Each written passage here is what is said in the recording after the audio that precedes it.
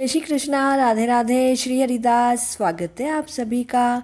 आज हम कार्तिक मास मातम्य के 25वें अध्याय का श्रवण करेंगे।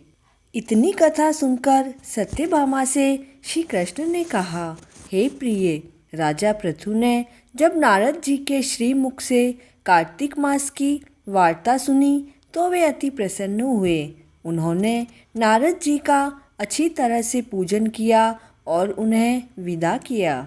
हे सत्यभामा, यही कारण है कि कार्तिक और माघ मास मुझे अति प्रिय है। एकादशी का व्रत भी मुझे अति प्रिय है। तुलसी मेरी प्यारी है। द्वारका मेरा प्रिय क्षेत्र है। जो भी प्राणी जितेंद्रिय रहकर इनका सेवन करता है वह निश्चय ही मुझे प्राप्त होता है।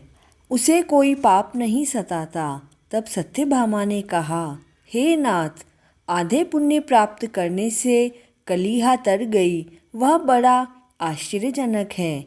आप मुझे यह बताएं कि पराया किया पुण्य देने से मिल जाता है या बिना दिए भी मिल जाता है, वह मुझे बताएं।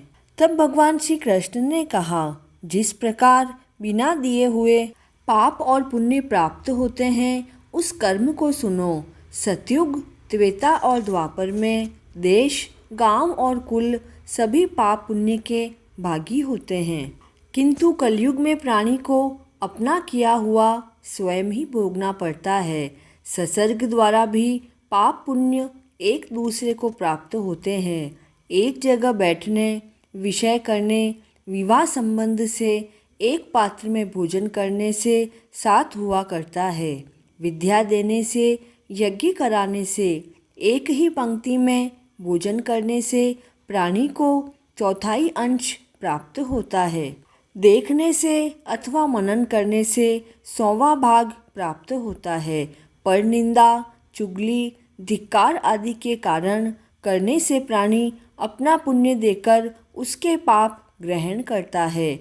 स्त्री, सेवक या शिष्य के अतिरिक्त यदि बिना धन दिए सेवा ग्रहण की जाए तो आपका पुण्य चला जाता है। एक ही पंक्ति में बैठे प्राणी के साथ जो दुभाती करता है उसका पुण्य क्षीण हो जाता है। संध्या पूजन आदि करते हुए प्राणी को छू लेता है, वह अपने पुण्य को गंवा देता है। धर्म के नाम पर जो धन मांगता है उसका फल दानी पाता है।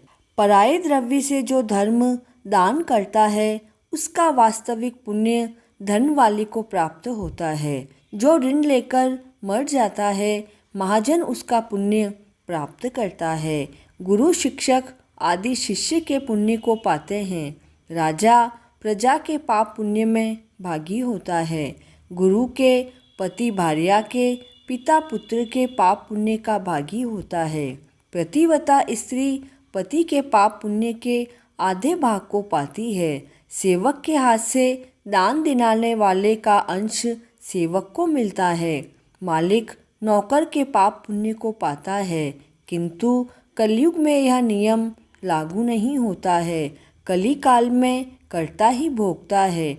इसका एक अति प्राचीन पवित्र इतिहास है। कार्तिक मास मातम्य का 25वां अध्याय पूर्ण हुआ। जय श्री कृष्णा।